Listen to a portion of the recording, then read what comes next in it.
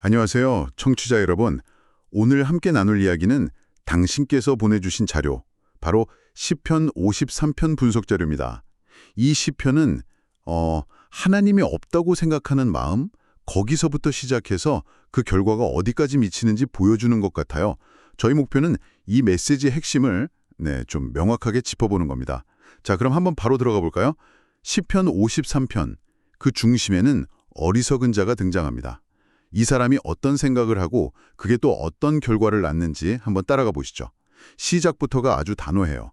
어리석은 자는 그의 마음에 이르기를 하나님이 없다 하는도다.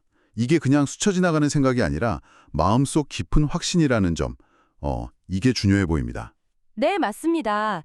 그저 하나님이 없을지도 몰라 정도가 아니라 없다고 마음에 딱 정해버린 거죠. 그리고 그게 그냥 생각에 머무는 게 아니더라고요. 바로 다음 구절을 보면 그들은 부패하며 가증한 악을 행하며 선을 행하는 자가 없도다. 이렇게 바로 연결이 됩니다. 그러니까 마음속 부정이 곧바로 행동의 부패로 이어진다, 이런 말씀이시죠? 그렇죠.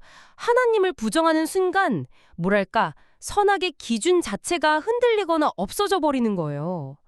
그래서 부패와 악행이 만연하게 된다. 시편은 이렇게 직접적으로 보여주고 있습니다.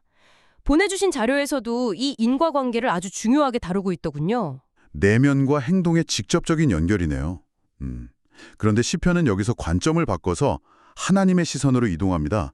하나님이 하늘에서 이렇게 내려다 보신다는 거죠. 네, 2절에 하나님이 하늘에서 인생을 굽어 살피사 지각이 있는 자와 하나님을 찾는 자가 있는가 보려 하신즉 이렇게 나오잖아요. 여기서 재밌는 건 그냥 보시는 게 아니라 지각, 그러니까 좀 깨달음이 있고 또 하나님을 찾는 사람이 있나 이렇게 약간 적극적으로 찾으신다는 뉘앙스예요. 능동적으로 찾으시는군요. 하지만 안타깝게도 하나님이 발견하신 현실은 좀 충격적입니다. 3절을 보면 각기 물러가 함께 더러운 자가 되고 선을 행하는 자 없으니 하나도 없도다.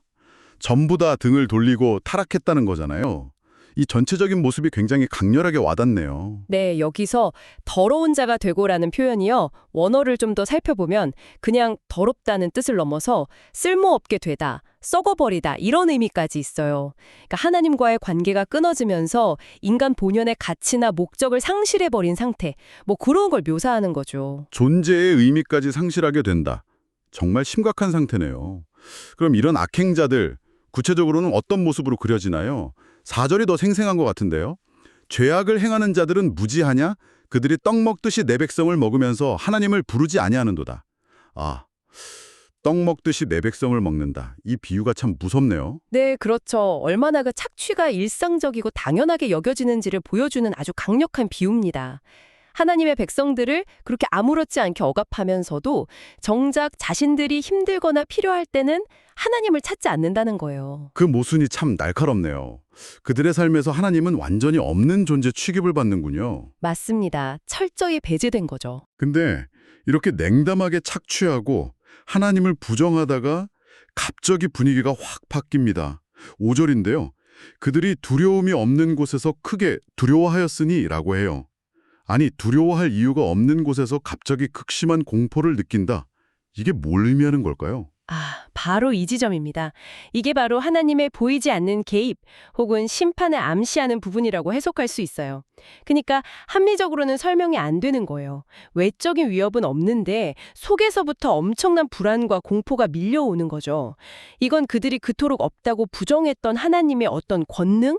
그게 역설적으로 드러나는 순간이라고 볼 수 있습니다. 역설적이네요. 네. 그래서 시편은 이어서 설명하죠. 너를 향하여 진친 그들의 뼈를 하나님이 흩으심이라. 하나님이 그들을 버리셨으므로 내가 그들에게 수치를 당하게 하였도다.